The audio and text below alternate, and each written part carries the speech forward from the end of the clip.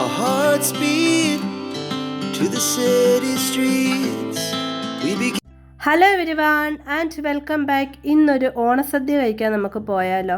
നമ്മൾ 2 ഫാമിലി കൂടിയാണ് ഇന്ന് ഓണസദ്യ നമ്മൾ പ്രിപ്പയർ ചെയ്യുന്നത്. അപ്പോൾ നമുക്ക് കിട്ടിയിരിക്കുന്ന ടാസ്ക് പരിപ്പ് കറിയും രസവും ഉണ്ടാക്കുക എന്നതാണ്. നമ്മളതൊക്കെ ഉണ്ടാക്കി ചെന്നപ്പോഴത്തേക്ക് അവിടെ പായസത്തിൻ്റെ ഫൈനൽ സ്റ്റേജ് എത്തിയിരുന്നു.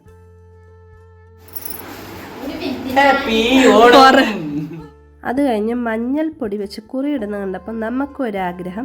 അങ്ങനെ ഞാനും ചായനും കൂടെ പറഞ്ഞ് ഞങ്ങൾക്കും കൂടെ കുറിയിടോ എന്ന് പറഞ്ഞ് ഞങ്ങൾ രണ്ടുപേരും കൂടെ കുറിയൊക്കെ ഇട്ട് ഇത് ഉച്ച സമയമായി. എന്നാൽ പിന്നെ നമുക്ക് അത്തപ്പൂക്കളത്തിൻ്റെ ഒരു കുറവും കൂടെ വേണ്ട എന്ന് വിചാരിച്ച് അങ്ങനെ ഞങ്ങൾ അത്തപ്പൂക്കളം ഇടാനായിട്ട് ഇനി പോവുകയാണ്. ഇനി നമ്മുടെ അത്തപ്പൂക്കളത്തിൻ്റെ വിശേഷത്തിലേക്ക് കടക്കാം.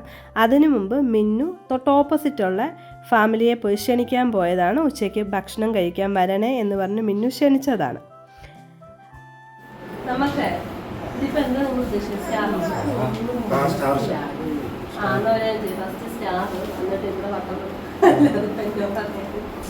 ഞങ്ങൾ അത്തപ്പൂക്കളം ഇടാനായിട്ട് തുടങ്ങിയപ്പോഴത്തേക്ക് പ്രത്യേകിച്ച് നമ്മൾ ചോക്കോ കാര്യങ്ങളോ വെച്ച് ഒരു ഔട്ട്ലൈൻ കൊടുക്കാത്തതുകൊണ്ട് എല്ലാവരുടെയും ഭാവനയിൽ അന്നേരം ഉദിക്കുന്നത് എന്താണോ അതാണ് നമ്മൾ എന്തായാലും ഒരു പൂക്കളം ഇടണം എന്നല്ലേ ഉള്ളു.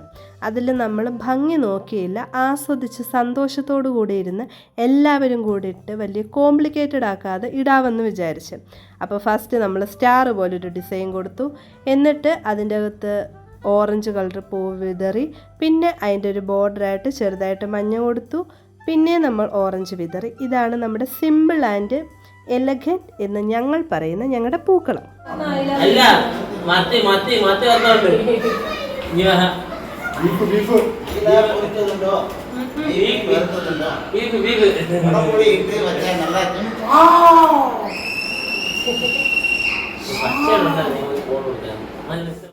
ഓരോ വർഷവും നമുക്ക് ഇങ്ങനെ വിശേഷ ദിവസങ്ങൾ വിരലിൽ എണ്ണാവുന്നതല്ലേ ഉള്ളു.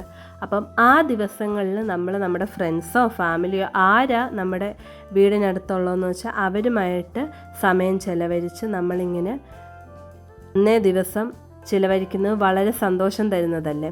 അങ്ങനെ ഒരു സന്തോഷം തരുന്ന ഒരു ഓണമായിരുന്നു 2025 ഞങ്ങൾക്ക് ലഭിച്ചത്. അങ്ങനെ സന്തോഷത്തോടു കൂടി ഒരു ഓണം ഞങ്ങൾ ആഘോഷിക്കാൻ അതിൻ്റെ തുടക്കം കുറിച്ചിരിക്കുകയാണ്.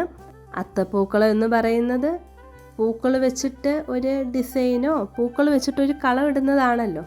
അങ്ങനെ മിന്നുവും ഇതിൽ പങ്കുവഹിച്ച് മിന്നുവിൻ്റേതായ കോൺട്രിബ്യൂഷനോടുകൂടി നമ്മുടെ പൂക്കളം ഫൈനൽ സ്റ്റേജിലേക്ക് എത്തിയിരിക്കുന്നു.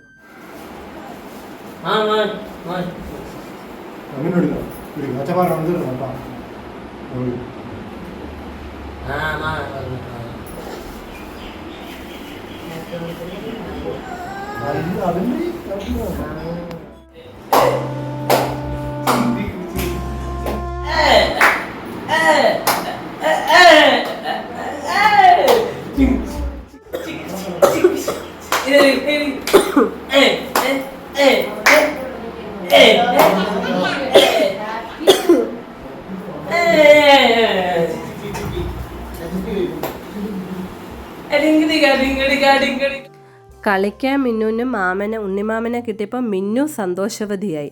മിന്നു ഇപ്പം അവസാനം ഒരു സാറ്റ് കളിയിലാണ്, ഒളിച്ചിരിക്കുന്ന സ്ഥലമാണിത്. അതിനുശേഷം നമ്മൾ ഗസ്റ്റായിട്ട് ക്ഷണിച്ച ആളെത്തി. അങ്ങനെ ഞങ്ങളെല്ലാവരും കൂടെ ആദ്യത്തെ പന്തിയിലങ്ങ് ഇരുന്ന് അങ്ങനെ ഞങ്ങളുടെ ഫുഡൊക്കെ തയ്യാറായി. നമ്മൾ വാഴയിലയിൽ അതൊക്കെ വിളമ്പി.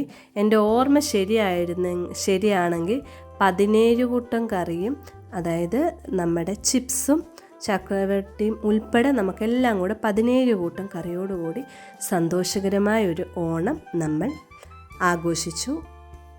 നമ്മൾ ഗസ്റ്റായിട്ട് വിളിച്ചവർക്കും ഞങ്ങൾക്കും നല്ല സന്തോഷകരമായൊരു ഓണമായിരുന്നു. നല്ല അടിപൊളി സൂപ്പർ ഫുഡായിരുന്നു.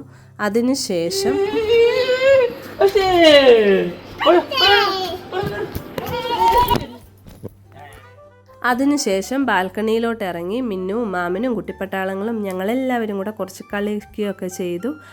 അത് കഴിഞ്ഞ് വന്ന ഗസ്റ്റൊക്കെ പോയതിന് ശേഷം നമ്മുടെ വീടൊക്കെ നമ്മളൊന്ന് ജസ്റ്റ് വൃത്തിയാക്കി. അവിടെ ഇവിടെ ആയിട്ട് ഭക്ഷണ സാധനങ്ങൾ വീണിട്ടുണ്ടായി. അതുകൊണ്ട് നമ്മൾ എല്ലാം വൃത്തിയാക്കി. ആ സമയത്ത് കുട്ടിപ്പട്ടാളങ്ങൾ നമ്മുടെ പൂക്കളം അങ്ങ് നന്നായിട്ട് അങ്ങ് വിതറി അവിടെ എല്ലാം.